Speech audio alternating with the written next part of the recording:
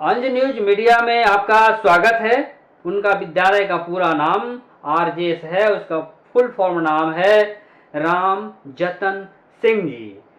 इसी के नाम से शिक्षा दी जा रही है और बच्चे उनके विद्यालय से शिक्षा लेकर बहुत ऊंचे पद तक पहुंचे हैं। उनके नाम से विद्यालय भी आप चला रहे हैं। तो क्या संस्मरण रहा है अब तक? तो किस तरह का संस्मरण जीवन में रहा है अब तक? देखिए, धन्यवाद अशोक जी।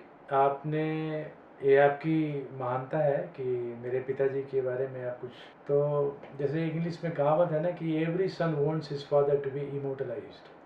हर बेटा अपने बाप को चाहता है कि वो अमर हो जाए। तो बाबूजी की अमरत्व की कहानी उसी समय से शुरू होती है कि जब आरजेएस इंटरनेशनल स्कूल इसकी स्थापना हुई थी 1999 में ही। उसमें बाबूजी बहुत ही एक्टिव थे। उनका तो देहावसान 2013 में हुआ है।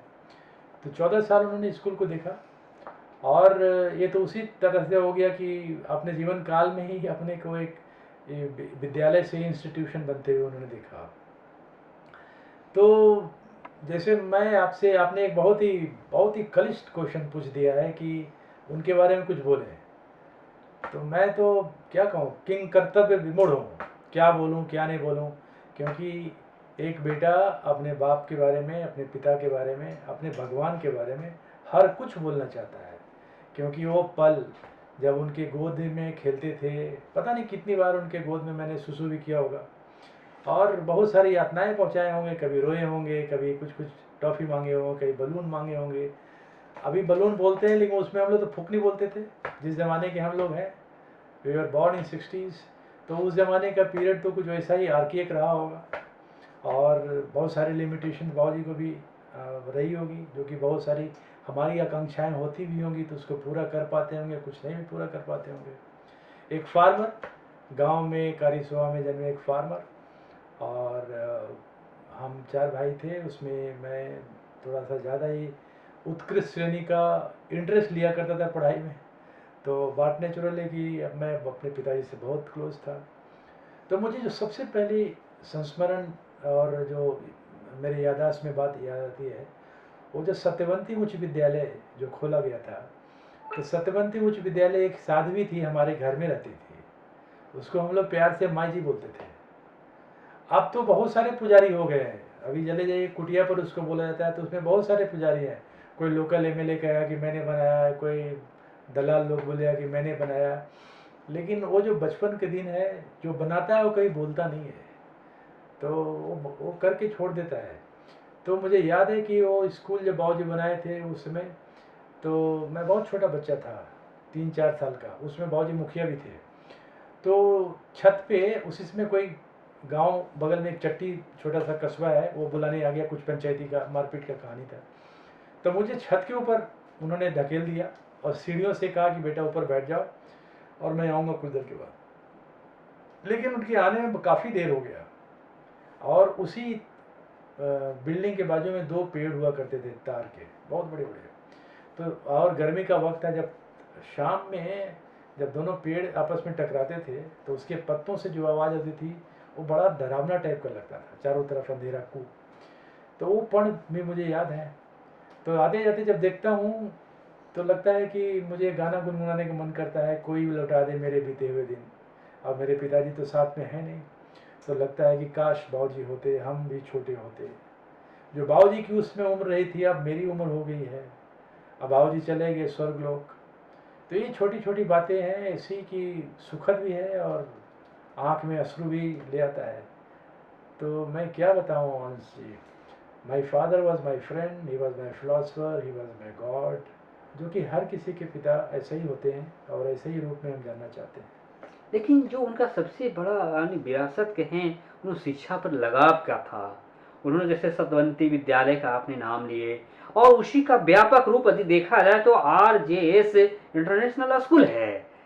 यदि वो शिक्षा से लगाव ही आरजेएस तक उन्हें पहुंचाया, इस पे हाँ क्या? जी, ऐसा है कि वो उसके पहले आपको जानना चाहिए कि यहाँ 2 विधायक हुआ करते थे और दोनों विधायक कुत्ते बिल्ली की तरह लड़ाई करते थे। जीतन वर्मा जी से जब भी मेरी मुलाकात होती थी तो इन बातों का वो समय समय उद्धृत करते थे कि जतन बाबू हमारा बड़ी मदद के लिए। सतवंती उच्च विद्यालय से उठ के कॉलेज की भी स्थापना में उनका बाबूजी का पूरा हाथ था और उनके संचालन समिति में भी उनका हाथ था। उसके बाद उनको एक सदमा लगा था कि जब सत्यवंती उच्च विद्यालय बनाए और कमेटी द्वारा ये बिहार सरकार द्वारा अधिग्रहण कर लिया गया, तो कहते हैं ना कि ये दिल मांगे मोर, उनके मन में कुछ खटास थी कि क्वालिटी एजुकेशन होनी चाहिए बच्चों को, क्योंकि जैसे भी सरकारीकरण होता है तो उसकी जो पूरी निज़ाम है बदल जाती है, एक कमेटी के हाथ से छुट के फिर वो चली जाती है सरकारों के हाथ में। आप जानते हैं सरकारी तंत्र में क्या होता है कि मैनेजरियल कैपेसिटी थोड़ा लूंज पूंज हो जाती है। तो उन्होंने मेरे को प्रेरित किया कि बेटा एक स्कूल ऐसा खोलो जहाँ पे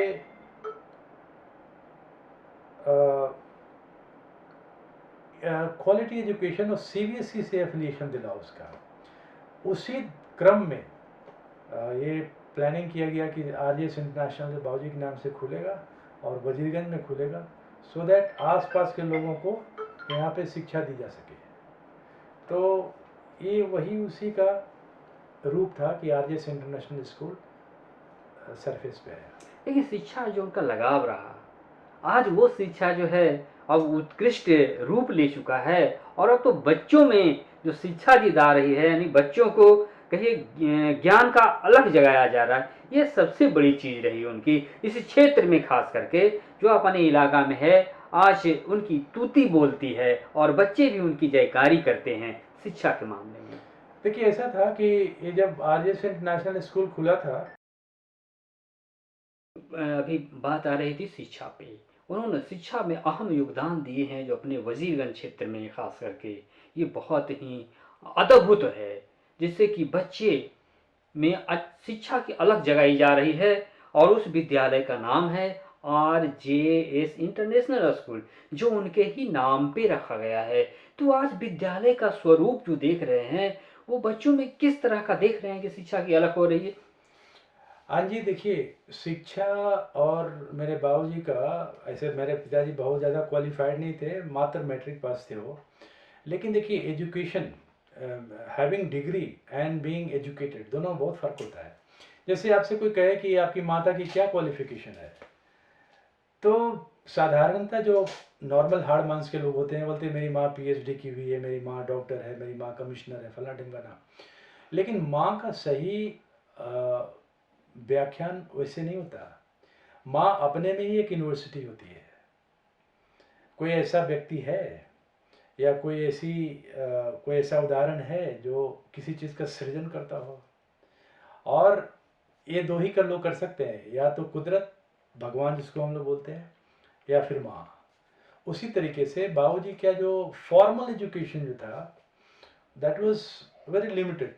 सिचुएशनल फैक्टर नहीं होगी, उस समय का पढ़ाई का प्रचलन और फलना ढिमकाना जो होता है, नहीं पढ़े थे, 10th तक थे। लेकिन उनके अंदर जो इंट्रिंसिक क्वालिटीज़ थी, जो शिक्षा के प्रति लगाव था, वो बहुत ही अद्वितीय था। वो बच्चों को बहुत प्रेरित करते थे। और उनके दिमाग में मैं देखते रहता था बचपन में, मैं सैनिक स्कूल का प्रोडक्ट हूँ, तो सैनिक स्कूल से जब मैं आता था तो बार बार मुझसे उनकी यही अपेक्षा होती थी कि चलो ना ज़रा दो चार लोगों के बीच में बैठ के तुम बोलना, अंग्रेज़ी में बोलना। और वो बहुत उनको अच्छा लगता था कि मेरा बेटा तो कोई इंग्लिश बोलने लगा है। और शायद जब मैं सैनिक स्कूल से पास आउट किया तो उनके दिमाग में ये बात थी कि एक ऐसा स्कूल क्यों नहीं खोला जाए जहाँ गांव के बच्चे, जिस तरह से वो एक फार्मर थे, उनका बेटा इंग्लिश बोल सकता है, तो गांव के बच्चे क्यों नहीं बोल सकते। ये डिफरेंट पर्सपेक्टिव ऑल टुगेदर होता है कि सैनिक स्कूल का जो वातावरण होता है इंटायरली डिफरेंट होता है। और यहाँ पे क्योंकि वहाँ सेलेक्टेड बच्चे जाते हैं, उसमें जाते थे, अब सुनते हैं वहाँ पे डिटोरेशन आई है। और यहाँ पे है कि whosoever comes he gets admitted। और आजकल तो खैर स्कूलों का सिस्टम इतना बिगड़ गया है कि हर कोई स्कूल ही खोलना चाहता है। लेकिन उनके अंदर एक फीलिंग थी कि क्वालिटी एजुकेशन दिया जाए गांव के बच्चों को। मतलब जैसे बाहर में कॉन्सेप्ट है नेबरहुड स्कूलिंग, पहले का कॉन्सेप्ट क्या है कि आपको अच्छी शिक्षा पाना है तो शहरों में जाना पड़ेगा। अब सोचिए कोई मेधावी बच्चा है तो उसके पेरेंट्स को गया में, पटना में, कोई शहर में डेरा लेके रहना होगा, एडिशनल खर्चा। अब बच्चा क्या हुआ, घर का बना हुआ खाना, फिर 5-6 घंटा जो पढ़ाई हुई स्कूल में, पाँव पाँव आना पाँव पाँव जाना, कोई बस की ज़रूरत नहीं है। इस 5 किलोमीटर रेडियस में कौन बच्चा नहीं, हम लोग तो 15 किलोमीटर जाते थे बचपन में, जाते जाते सब कुछ मिल के हो ही जाता था। अब इस एरिया में क्वालिटी एजुकेशन सीबीएसई का मिल जाए, उससे बढ़िया क्या हो सकता है। सही। मैं सीबीएसई का एक उदाहरण देना चाहता हूँ। ये मेरा विद्यालय पहला विद्यालय था जो कि सीबीएसई एफिलिएटेड था। या तो पहले गया में था या फिर नवादा में था, डिस्ट्रिक्ट हेडक्वार्टर्स में थे। मैंने इसको लिया था। तो जब मैं अप्लाई किया था सीबीएसई एफिलिएशंस के लिए, तो वहाँ पे अशोक गांगुली एक चेयरमैन हुआ करते थे, बहुत ही वेरी नार्सिसिस्ट इन नेचर, बहुत ही फनी टाइप का क्रिएचर। तो उन्होंने जो अपॉइंटिंग कमेटी था, स्क्रीनिंग कमेटी जो इंस्पेक्शन करने आता है, उसको मैसेज दिया कि देखो ये ब्यूरोक्रेट का स्कूल है, कुछ होगा नहीं, ज़रा ढंग से इसका इंस्पेक्शन करना। तो वो ज़माना याद कीजिए, लालू जी का राज था, 2000 के आसपास का पीरियड था, 99 में हुआ था, 2000 में एफिलिएशन के लिए मैंने अप्लाई किया था। तो गया से यहाँ आने में 2.5 घंटे लगते थे, और 2.5 घंटे के बाद जो इंस्पेक्शन कमेटी, एक कोई आरडीडी उत्तर प्रदेश गवर्नमेंट के थे मिस्टर मिश्रा, और एक मनौरी केंद्रीय विद्यालय के प्रिंसिपल थे, दोनों को मैंने पूछा था कि गाड़ी भेज दूँ, बोलता नहीं नहीं, I don't want to be bribed. मैंने कहा ठीक है, एज यू विश। गया से यहाँ आने में 2.5 घंटे लग गए। जब यहाँ पे आए तो वजीरगंज आने के बाद उसमें जो वजीरगंज की डेमोग्राफी क्या थी, वो खचिया वाला, रिक्शा वाला। अब तो वजीरगंज काफ़ी सुधर गया है, थोड़ा सा लगता है कि इट इज़ ए कस्बा, लेकिन पहले तो लगता था इट वॉज ए इनडिग्निफाइड विलेज। कहीं पर वो पकौड़ा बेच रहा है, कहीं पर चाय बेच रहा है, वो शहर वाला कोई लुक था नहीं, शहर क्या बाजार वाला भी लुक नहीं था। तो उन्होंने कहा कि अरे आपने इस जगह पे स्कूल खोला, अच्छी खासी बिल्डिंग। तो मैंने कहा सर इंस्पेक्शन हो जाए। बोलता नहीं, कुछ इंस्पेक्शन नहीं करूँगा, आपका स्कूल स्टैंड से एफिलिएटेड। तो ये कितनी बड़ी क्रेडिट की बात तो होती ये है। बहुत, उसमें आत्मबल बिल्कुल उसको कहा था बाँछें खिल जाना, बिल्कुल उस समय बाँछें खिल गई होगी एकदम, कि मैंने पिताजी की सोच को आज उतार दिया सही जगह पे बिल्कुल। शिक्षा के मामले में। अब मैं आपको बताऊं अशोक जी कि मैं वहाँ खड़ा था, बाबूजी खड़े थे, वो दोनों आए थे। नॉर्मली जो इंस्पेक्शन कराता है वो बड़ा डरा हुआ रहता है कि पता नहीं कौन सा जगह पे उंगली उठा देगा, कौन सी जगह पे प्रॉब्लम निकाल देगा। अब वो जाते समय बाबूजी का गोड़ छू के गया दोनों। बताइए। बोलते पिताजी आपने बहुत बड़ा करिश्मा किया कि सुचित बाबू और आप मिलके यहाँ पे स्कूल खोल दिए। बिल्कुल ग्रामीण इलाके में, सुदूरवर्ती, एकदम बिल्कुल रिमोट एरिया।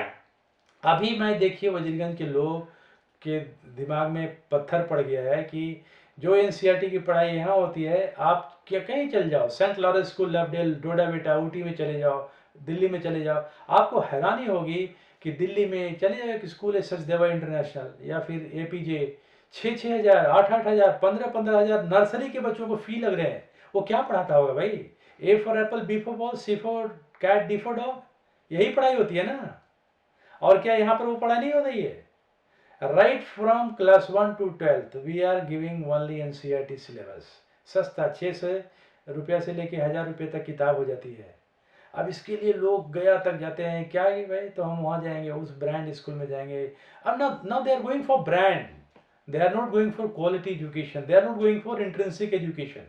तो मैं तो तरस ही आती है ऐसे लोगों की सोच पे कि आपके बगल में स्कूल है and you are just trying to discard it off. तो लोगों के पास एक्सपेरिमेंटेशन की एक फीलिंग होती है कि चलो नया स्कूल खुला है, हो सकता है यहाँ पर कुछ एक्स्ट्रा मिलेगा, लेकिन ऐसा कुछ होता नहीं है। तो अब मैं अपनी खुद ही कहानी बताता हूँ। आज तक मैंने सिविल सर्विसेज भी कर लिया, आज तक मैंने कोई ट्यूशन एक मात्र भी नहीं लिया, कोई ट्यूशन नहीं लिया। खुद पढ़ो यार, जितना ज़्यादा पढ़ोगे, जितना ज़्यादा लिखोगे, जितना ज़्यादा बोलोगे, आपकी एलोक्वेंस बढ़ेगी, आपकी एक्सटेम्पो स्पीकिंग कैपेसिटी बढ़ेगी, लिखोगे हैंडराइटिंग की फ्लो बढ़ जाएगी, दैट्स इट। और क्या चाहिए? यही तो उन्हें सबसे जुदा किया। बिल्कुल। और जो जुदा किया उसी का एक परिणाम है कि ये विद्यालय जो है व्यापक पैमाने पर लोगों में शिक्षा का अलग जगा रहा है, बच्चों में शिक्षा का अलग जगा रहा है, बिल्कुल, और क्वालिटी एजुकेशन दे रहा है। बिल्कुल। तो उस दौर में जब उन्होंने टीम आई और इसकी अनुशंसा कर रही थी, जी, तो उसमें एक अजब स्थिति लगी होगी कि क्या सोच रहे होंगे, क्या ये होगा। मुझे कोई एक्सपीरियंस था ही नहीं कि सीबीएसई एफिलिएशन में क्या आके पूछेगा, क्योंकि रूरल एरिया में जिससे पूछो तो नहीं आप कर लीजिएगा, हो जाएगा। मैंने कहा यार जो इसके मापदंड है वही तो मांगेगा। तो मापदंड पे हम खरे उतरे, और उसके बाद बोला, जानते हैं उसके बाद उन्होंने कॉम्प्लीमेंट दिया मिश्रा जी और मिस्टर यादव थे, मनोरी प्रिंसिपल, केंद्रीय विद्यालय मनोरी प्रिंसिपल। उन्होंने कहा सर मैं तो ईश्वर चंद्र विद्यासागर को देखा नहीं, लेकिन ये आप यहाँ स्कूल सेटअप करके आप ऐसा ही कुछ कर रहे हैं जैसे कि सती सिस्टम एवोल्यूशन करने के लिए ईश्वर चंद्र विद्यासागर ने एक स्टेप किया होगा।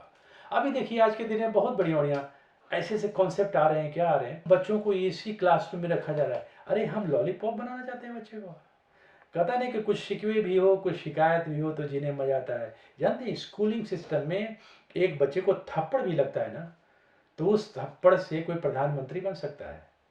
एक माली ने थप्पड़ मारा था लाल बहादुर शास्त्री को। आप स्कूल में बैठते हैं, school is one place where there is no sense of superiority या इंफीरियरिटी। कोई बड़ा नहीं है, कोई छोटा नहीं है, सबका ड्रेस एक होता है, इसीलिए यूनिफॉर्म दिया जाता है।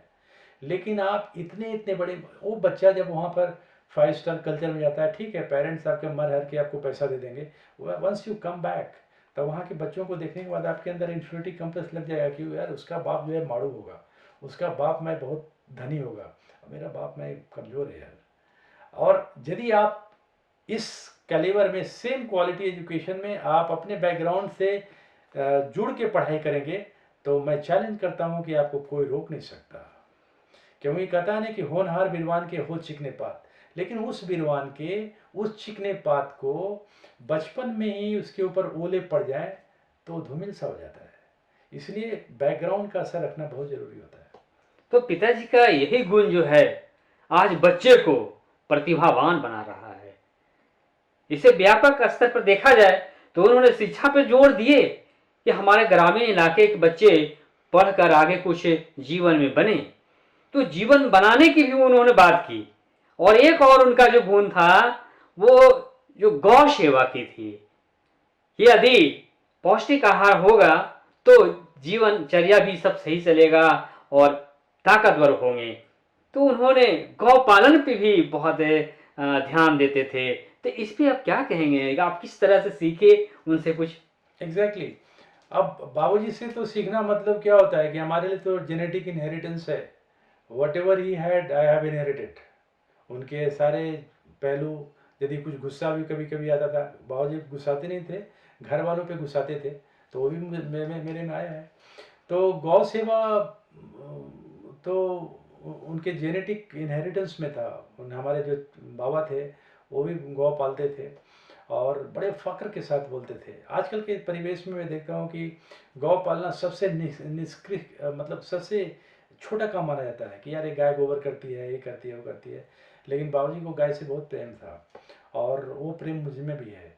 अभी हाल फिलहाल कुछ दिनों में पता चला है कि जैसे हॉस्टन फ्रीजन की गाय है, वो A1 दूध होती है उसकी। A1 दूध मतलब not wholesome for the body, थोड़ा सा वो डेंजरस होता है, कार्सिजोनिक इन कैरेक्टर होता है। तो धीरे धीरे मैंने रिप्लेस किया और बाबूजी के टाइम में मिक्स ब्रीड और देसी गाय का प्रचलन था। अब तो मैंने सब ये गिर गाय कर दिया है। तो ये गिर गाय का एक गौ सेवाश्रम ही नहीं है, एक मैसेजिक इन्फॉर्मेशन है समाज के लिए कि हम लोग गाय से जुड़ें। गाय से जुड़ेंगे तो हम धरती से जुड़ेंगे और धरती से जुड़ेंगे तो हम ऑर्गेनिक फार्मिंग की हो जाएंगे। हम डॉक्टरों के दफ्तर नहीं जाएंगे, डॉक्टरों के क्लिनिक में जाना बंद कर देंगे, तो हमारा जीवन ऐसे ही स्वस्थ हो जाएगा। मैंने इसके ऊपर एक मॉड्यूल बना के CBSE को भी भेजा है कि animal husbandry and rearing of कॉ एक चैप्टर होना चाहिए। जैसे हमारे देश में अब सच्ची पढ़ाई जब होने लगी है तो सच्चाई सामने आने लगी है। तो सच्चाई के रूप में सबसे बड़ा पहलू यही है कि हर व्यक्ति को गौ पालन करना चाहिए। जब गौ पालन करेंगे तो हमारी जुड़ाव होगी धरती से भी और गौ माता से भी। क्योंकि गौ माता क्या है, सहिष्णुता और करुणा का जीता जागता रूप है। यदि ये दोनों क्वालिटीज हमारे बच्चों के अंदर प्रेरित हो जाए या उत्प्रेरित हो जाए या करने में हम लोग सक्षम हो जाए स्कूल के माध्यम से या समाज में व्यापक दृष्टिकोण को देखते हुए, तो हमारा समाज बिल्कुल, जैसे अभी कहता है ना कि इंडिया की 70% इकॉनमी एग्रीकल्चर बेस्ड है, लेकिन उस एग्रीकल्चर में भी फर्टिलाइजर और केमिकल का ज़्यादा रूप है। यदि इसको ऑर्गेनिक पे हम ले आए और इसकी करिकुलम स्कूल से हम चालू कर दें तो फिर हम समाज बदल सकते हैं। और हमारा जो नज़रिया है। आज के दिन में देखिए, किसी भी हॉस्पिटल में जाएं, आप एक ब्लड टेस्ट कराइए, आप निकल नहीं पाएंगे, या तो आप डायबिटिक हैं या प्री डायबिटिक हैं। यदि समाज में हम लोग ज़मीनी हकीकत वाला काम करेंगे तो हमारा समाज ज़्यादा लावा कावा करने की ज़रूरत नहीं है। जैसे मैं अभी एजुकेशन की बात कर रहा हूँ, एजुकेशन में स्कूलों में यदि हमारी पढ़ाई अंग्रेजी की जगह हिंदी में होती तो बच्चों का इतना समय बर्बाद नहीं होता। और कौन कहता है हमारी मातृभाषा हिंदी कमज़ोर भाषा है? इतनी प्रिय, इतना मतलब सार गर्भित भाषा तो कोई हो ही नहीं सकती। अब हिंदी नहीं सीखे, अब आजकल में एप्लीकेशन लोग इंग्लिश में लिख देते हैं लेकिन हिंदी में लिखना नहीं चाहते। क्यों? वो समझते हैं कि हीन भावना है। किसी स्कूल में चले जाइए, हिंदी टीचर को सबसे कम सैलरी मिलता है, उसकी क्या पूछ है? जो टाई लगा के अंग्रेजी बोलेगा वो he is a very good teacher, that's a feeling. तो इस फीलिंग को दूर करना चाहिए। अभी चल जाइए, जर्मनी जाइए, फ्रांस जाइए, चाइना जाइए, वो इतना आगे क्यों बढ़ गया? क्योंकि उसको A for apple, B for ball, C for cat, D for dog में समय बर्बाद नहीं किया। वो जो लैंग्वेज है उसी में आगे बढ़ गया। और they made English only as interpretational language, not existential language. Existential language मतलब जो एग्जिस्ट करने के लिए वो लोग बनाया अपने लैंग्वेज को। और इंटरप्रिटेशनल कि चलो वो अंग्रेजी को भी बता देना है, लिख दो this is that, otherwise they speak their own language. और हम लोग के अंदर क्या हुआ कि ये जो 200 साल की गुलामी आई ना, हमारी जड़ें को काट दिया। उसके पहले मुगल हमारी सभ्यता को काट दिया, और उसके बाद अंग्रेजों ने हमारी मातृभाषा को, मैकले के बाद हमारी मातृभाषा खत्म हो गई। इसके चलते हमारी अपनी पूरी संस्कृति खत्म हो गई। तो बाबूजी के बारे में जो बोल रहा था तो उनका सोच यही था कि हर बच्चा इतना, अभी देखिए आज के ज़माने में हर आदमी कोटा जाना चाहता है, 10th के बाद हर कोई भागना चाहता है शहर की ओर। और शहर में मैं आपको बता दूं अशोक जी, शहर शहर नहीं रह गया, वो गंध का पिटारा हो गया। अब जहाँ पे जन्मे हो उसी को सुसज्जित बनाओ, हमारा देश एक बार फिर से सोने की चिड़िया बन जाएगी। तो आज ये यहाँ पे आपको आपको गौरवान्वित महसूस होता होगा जो पिताजी ने पथ प्रदर्शक का काम किए, खास करके गौ सेवा और शिक्षा जो अहम चीज़ है। सेहत के लिए गौ की बहुत महत्व है, उसमें दूध है, घी है, बहुत सारी क्वालिटी है जो कि आज उन्होंने दिए हैं। और शिक्षा का तो कहना ही नहीं कि जिस मुकाम पे आज हाँ आप बच्चे लोग हासिल कर रहे हैं शिक्षा, ये बहुत बड़ी बात है। तो बहुत अच्छी लग ये एहसास बहुत ही अच्छा लगता है कि हमारे पिताजी ने उन्हीं पढ़ के मुझे सिखाया। और जब जिस जगह पे मेरे पिताजी थे उन्हीं चीज़ों का मैं अनुकरण करके कोशिश कर रहा हूँ कि समाज में कुछ अमूलचूल परिवर्तन हो। और एक चीज़ ये भी मैं कहना चाह रहा हूँ, उन्होंने सेहत पे बहुत ध्यान देते थे। बिल्कुल तो फल फूल वगैरह पे भी, दूध के साथ फल फूल का भी वो ध्यान देते थे। बिल्कुल। तो उनके सेहत के विषय में क्या कहना चाहेंगे? वो किस तरह से लोगों को कहते थे कि सेहतमंद बनो, इस तरह से क्योंकि दूध का सेवन करना, फल का सेवन करना, घी वगैरह, वो कुछ आइडिया दिया करते होंगे। देखिए, milk is a complete food. और अभी बहुत सारे हैं हमारे डेयरी में, शाम में कोई भी आता है तो मैं उसकी सेवा करता हूँ, एक गिलास गिर गाय का दूध पिला के। सेहत का ख्याल रखना, कहते हैं ना कि a healthy mind lives in healthy body, और हेल्दी बॉडी नहीं होगा तो हेल्दी माइंड का संरचना कैसे कर सकते हैं? इसलिए सबसे पहले आप किसी मार्केट में नहीं जाके दूध ना लेकर के घर में गाय पालें, देसी गाय पालें।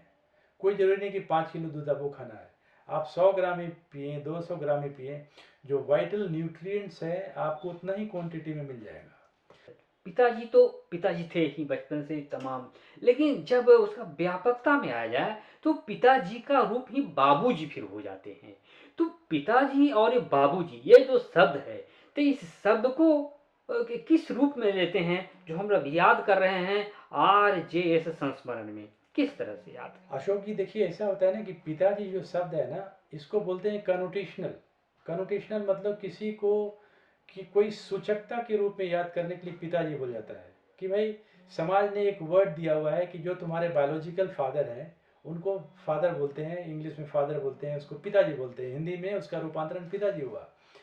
लेकिन ये जो है सो सूचक मात्र है, आपको बताता है कि वो पिता है। लेकिन बाबूजी क्या है? अफेक्शनल है, वो दिल से निकलती है। एक जैसे आपने सुना होगा, एक बहुत पुरानी मूवी का सॉन्ग है, मुझे खुशी मिली इतनी कि दिल में न समाए। और एक गाना और भी है कि जिंदा हूँ इस तरह की जिंदगी नहीं, जलने को दिया है मगर रोशनी नहीं। मतलब कि ये जिंदगी कौन सी जिंदगी है यार, जिसमें जिंदा तो हूँ लेकिन रोशनी नहीं है।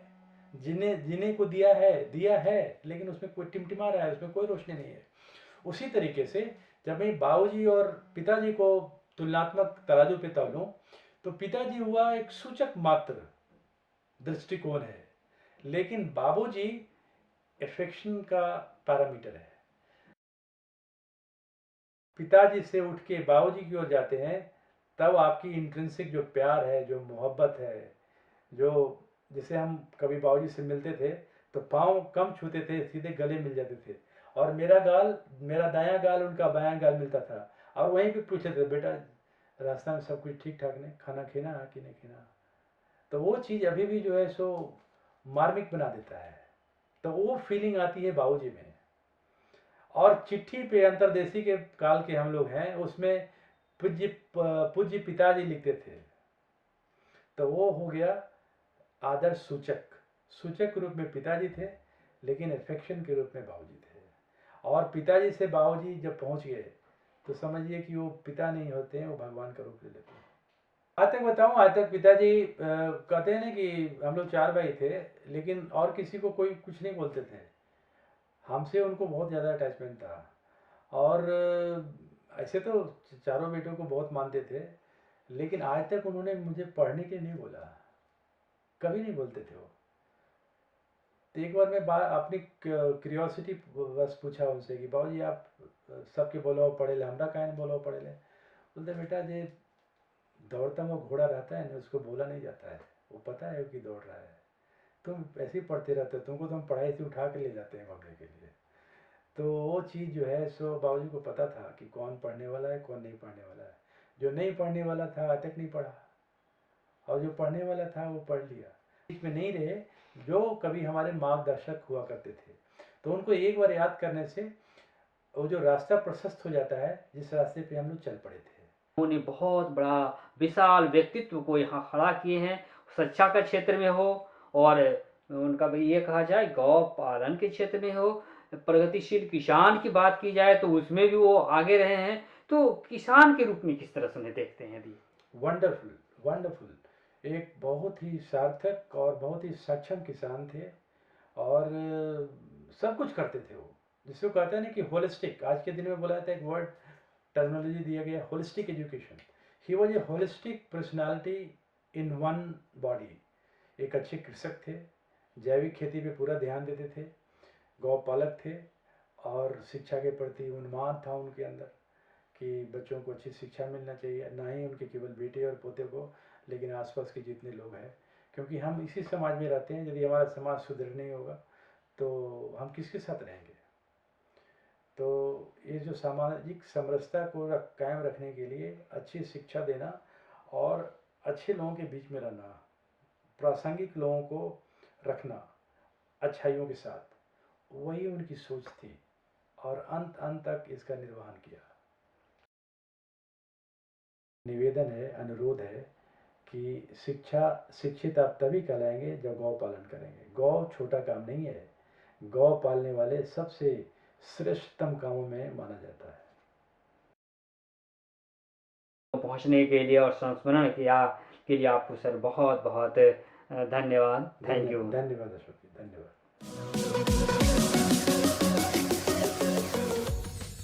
And press the bell icon